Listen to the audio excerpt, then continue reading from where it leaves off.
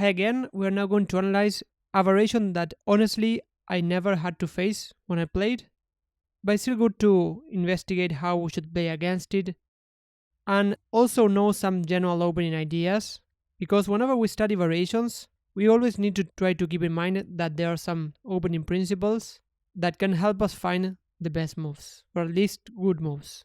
So let's get into the variation first after the moves e4, c5, knight to f3.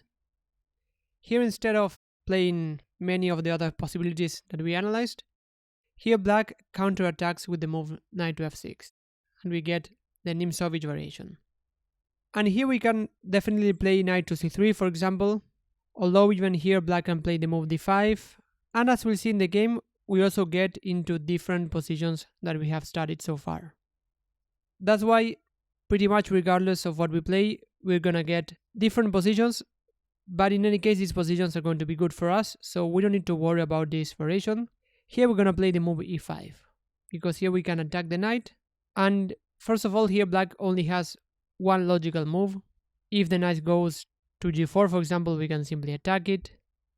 If the knight goes to e4, this is already a losing mistake, because after the move d3 we attack the knight, and the knight doesn't have any good squares to go, so here we win material. Going back just doesn't make a lot of sense. That's why knight to d5 is pretty much the only logical continuation. And here we could play the move d4, but the main move in this position that I suggest that you play is to play knight to c3. And here again black doesn't have a lot of logical continuations. For example, moving the knight just gives us a large advantage. For example, after d4, we control the center, we have better development, so this is just great for us. That's why here black will normally either exchange knights or defend the knight. So let's evaluate the exchange. After knight takes, here we could take with the b pawn, which is a general principle that pawns go towards the center. This is a perfectly playable move. If you play it, that's fine, we still have a good position. But the most common move that I suggest that you play here is to play d takes c3. This is kind of an exception to the rule, but here it makes sense because we see that now we have better development, we have better control of the center. Our bishops are pretty much already playing because they are already controlling squares, whereas black has all the pieces on the 8th rank.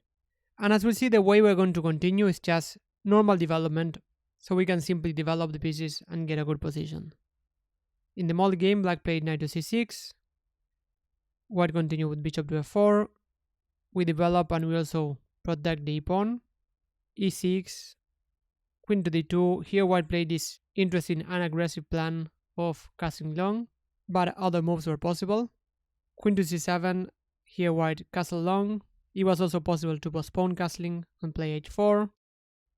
And after h6, h4, we stop some possible g5 ideas by black, and we also plan to expand on the king side. b6, bishop to d3, here we can already stop. White has better development, has great pieces, so this is just a good position for white, which white managed to convert. So the other alternative is to defend the knight, and here white has more than one option. We're gonna simply trade and play the move d4.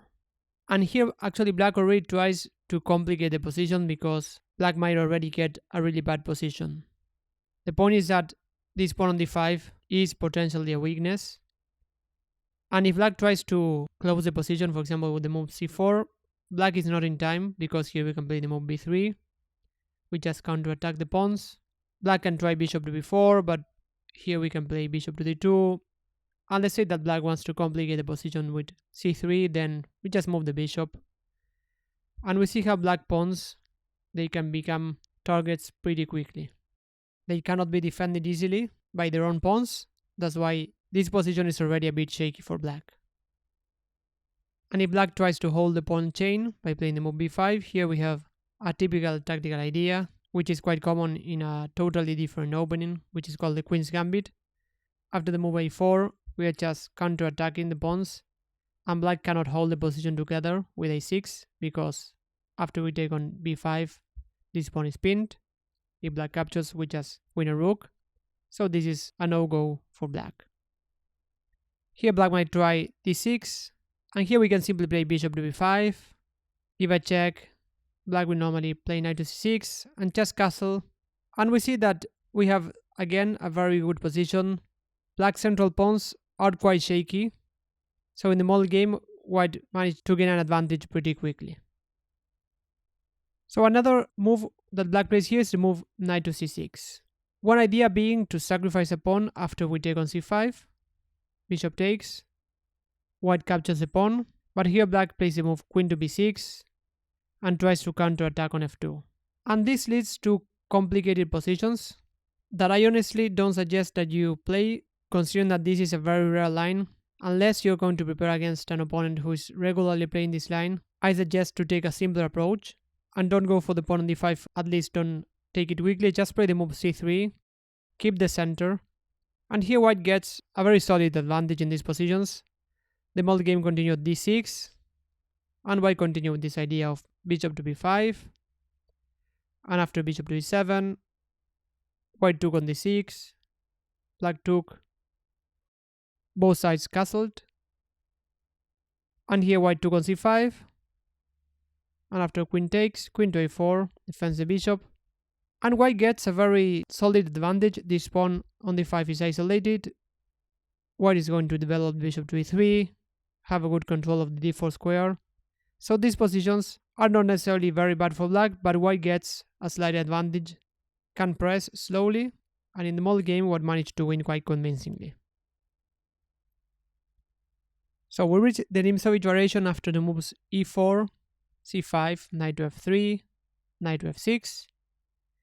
This is an interesting try for black to try to drive the game into a different direction, but white still gets at least a slight advantage after the moves e5, knight to d5, and knight to c3. If black captures on c3, then we're gonna take with the d pawn and simply develop our pieces. We have quite an easy position to play there. And probably the other more critical variation is to play the move e6. But here again we're gonna take on d5 and then play the move d4 and just try to develop our pieces with bishop to b5, castle short. Bishop b5 we're gonna play it after knight to c6 or after d6 whenever we give a check. Don't play it automatically because our bishop might get trapped after a6 and b5. But in any case, the main idea is to castle short here and try to get a positional advantage, particularly trying to exploit the weakness of the pawn on d5.